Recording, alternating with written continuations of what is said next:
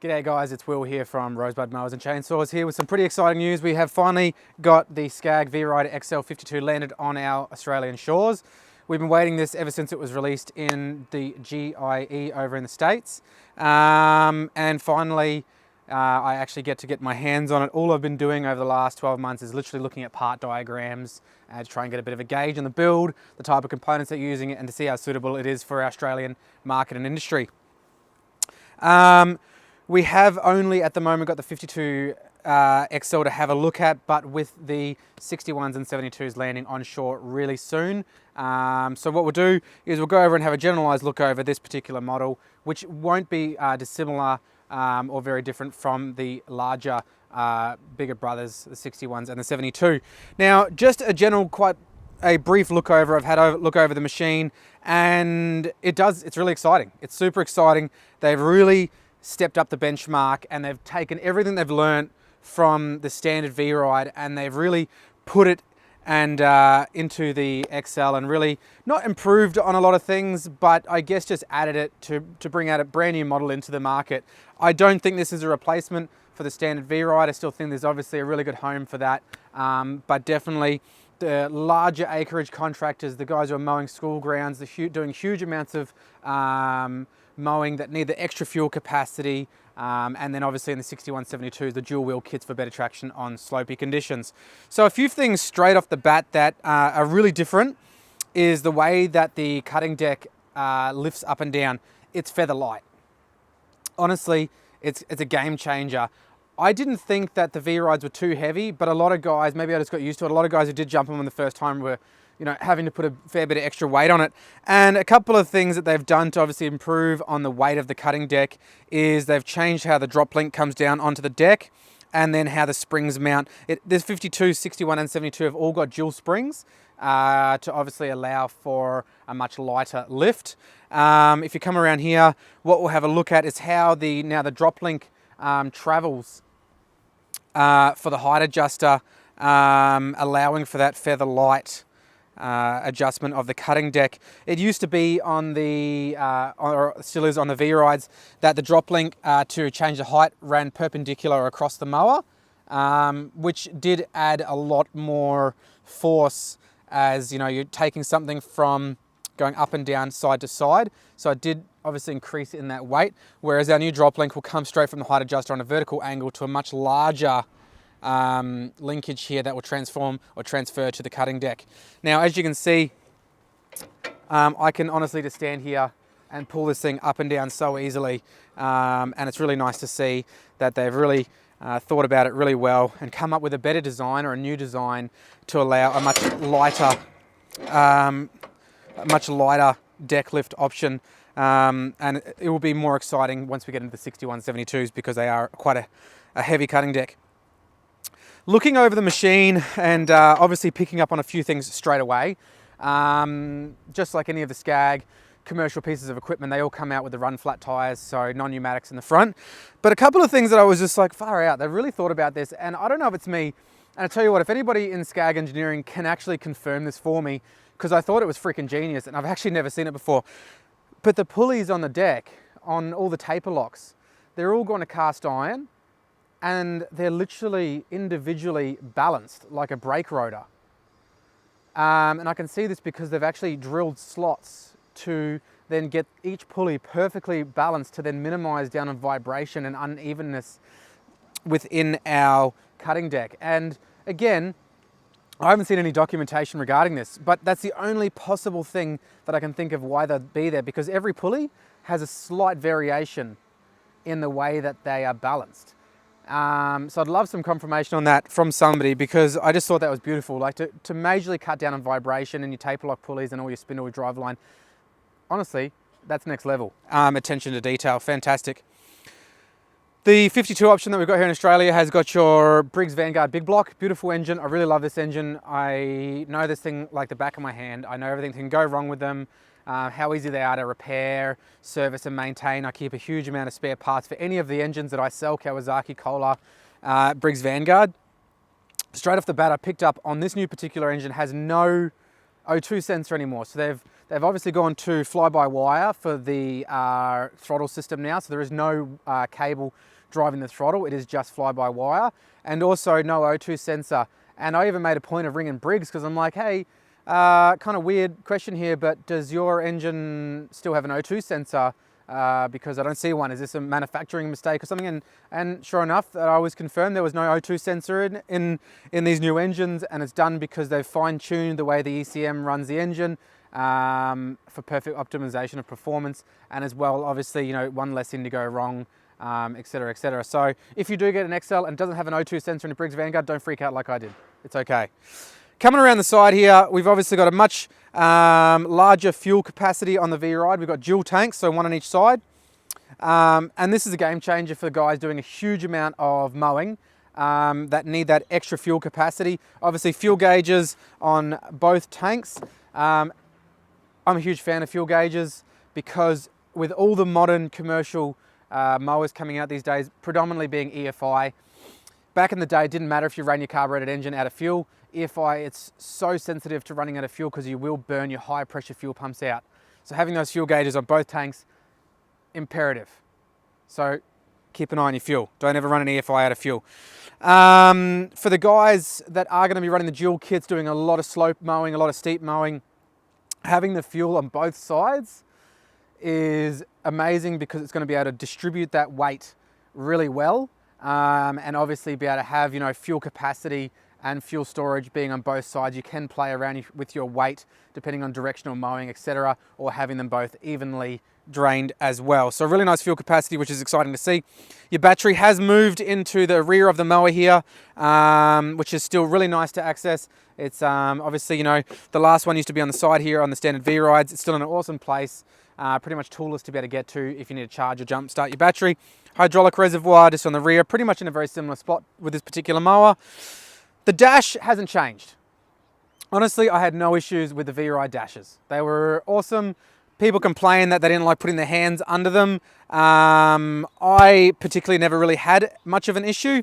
Noticing one thing, it does look like the rear bar is slightly higher on this particular model to be able to get your hand on there. I could be wrong on that. I'd need to have a look on the standard V-Ride, but it does look a lot more open, so you can access your control panels a lot easier. Obviously, being EFI, you've got no choke, you've just got fly-by-wire throttle, which is really smooth, and obviously no cable bind within that as well. Standard blade engagement, obviously key, and you've got your Tiger Eye engine management and machine management system too. And just in case you want to charge your phone too, you can plug your phone in.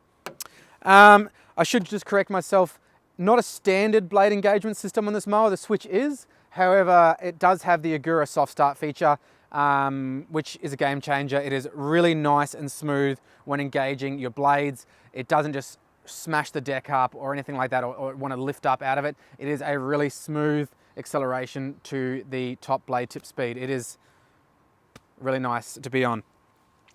Transmissions. Honestly, I had no issues with the size transmissions in the V-Ride 2s. Honestly, I thought they were a really good transmission. They have stepped up the game with the 16cc pump and 18cc wheel motors. Now, predominantly, I believe the reason why they have gone to this size trans is purely based on the fact that they're going to run a dual wheel kit. Okay, speed of mowing I don't think is very dissimilar to the V-Ride 2. However, definitely with the large oil capacity and flow capacity of these pumps, you will be able to run your dual wheel kit really smoothly. Obviously, all the SCAG transmissions are fully serviceable and everything like that. There's no changes really there. Your hydraulic filter is still in the same place as your V-Ride 2. And as far as service and maintenance goes, just as easy as your V-Ride 2. Okay, so no question about that. Coming around to the mower, you've obviously, other side of the mower, you've still got your standard handbrake on the rear, which honestly, I really love. Just a solid handbrake. I really don't like a trans brake, and what I say by that is a handbrake that works with the transmissions. I just find that they can cause more damage than not, and people slamming on can damage their transmission, whereas a handbrake like they have on the V-Ride 2s or the V-Ride XL, which just basically works by gripping onto the rear tyre with a more solid style handbrake that can be adjusted over time given the tyre wear and tear. Super, I just honestly love the non-complicated design of any SCAG V-Ride handbrake. It's just perfect for me. Otherwise, some different features of the V-Ride XL over the standard V-Ride. The deck has changed a little bit, and I think that's more to accommodate the way that the height adjusting is done. So now, instead of having the two rear rollers on the back of the deck, it's now incumbent inside the baffles at the rear of the deck, which is a little bit hard to show you. The sway bar links on the back of the deck as well have changed slightly, and they have beefed them up as well. So coming around here, we will talk about, again, the height adjuster. Now, a lot of guys have talked about the different heights of cuts and the variation in heights of cuts. So 2 to 6 inches is your variation, which is, again, overall much larger than the standard V-Ride 2. Look, in Australia, our cut heights are ridiculous. We just pretty much like to use our mowers as rotary hose, cut to dirt. We don't want to see grass for most people. Most contractors will want to cut lower than 2 inches, which is, it's easy to do. It's all in the pitching of your deck. And yes, talk to your local dealer if you want to change this and you want to lower the cut height. Just keeping in mind, obviously, you know, front to back pitch, making sure you have that slight pitch forward on your cutting deck to allow best belt path for wear and tear. But yes, we can cut lower than 2 inches. You will have a different cut setup with, or different cut height selection setup with this mower. And the mower as a standard that we will probably, I particularly will introduce them into the Australian market, will be on the lowest pulley of the engine. It is a dual clutched pulley. Okay, so the lowest pulley on the clutch is anywhere from 2 to 5 inches. Okay, the second, or the top pulley on the clutch is going to be anywhere from 3 to 6 inches. Okay, so if you want to cut like every other Australian, you're pretty much just going to leave it on the lowest pulley all the time. Okay, again, SCAG has really spent a lot of time thinking about, you know, how best practice this mower should be, and we do have a lockout pin that you can basically lock out your top height or your bottom height so you don't make the mistake depending on what pulley height you're on. And again, you've obviously got your standard height adjustment there with a few little instructions on basically where you can pop your lockout pin at what different cut heights as well. Okay. Otherwise, coming around to the front of the mower, we will just have a crouch down and we'll just have a look at that dual pulley design on the bottom of the clutch, because I know that there has been a little bit of confusion about this. So basically, from your cut heights from that 2 to 5 inches, we're pretty much just going to run it on this bottom pulley all the time. Okay, if we're going to be running on a standard, let's say your lowest cut is only ever 3 inches, okay, then you're probably just going to run it on this top pulley all the time. Again, Australian market, our lower cut heights, it's like 1 to 3 inches is our variation in cut height. So you're probably going to end up leaving it on that bottom pulley all the time. You'll notice there's also a cutout in the back of the deck to accommodate the extended pulley as well. Obviously, you're running all your standard SCAG type spindles. And just a quick side note, they have also, by the look of it, changed out their grease vents or expansion valves, which is awesome because they are way beefier. So that is really going to accommodate a lot less crap building up around those spindle vents. So that's really good to see as well. There is a lot of contention around the different or the new height setup with this mower. So for example, you know, a lot of people go, well, why didn't they just go to like a more similar design like the right with the moving engine up and down, so they don't have those belt tracking issues? And honestly, I like both designs. I really don't see an issue with either. The Wrights, again, a phenomenal machine. I really, you know, I can't say a bad word about the Wrights. The way that their engine does move up and down, very similar to the Toro Grandstand. I did work on a 36 Toro Grandstand the other day. And what I will say, and again, this is, again, such a personal opinion, and I guess if I worked on them all the time, or did a lot of maintenance on a lot of these machines all the time, I will say having your deck and your engine mounted together does create a little bit more difficulty as far as general maintenance and repair goes, because you have so much more going on. I do see a much larger benefit as far as maintenance or repair goes to having them separated as far as space, build up of things around it, and etc. So again, I'm not bagging out any other machine, just my personal mechanical opinion from when I work in the workshop, working on the grandstands or the rights. I do like to have the engine separated from the deck, just because there's less things to work around. But that's just me. Hey, if I worked on the rights all the time or the grandstands all the time, probably wouldn't be an issue either. Otherwise, guys, if you've got any more questions about the XL, flick us an email, message on Facebook, whatever, give us a call. I will revisit this mower once we have the larger models in stock, and obviously go over the dual wheel kits as well, because I know a lot of people are really excited about that, and so am I.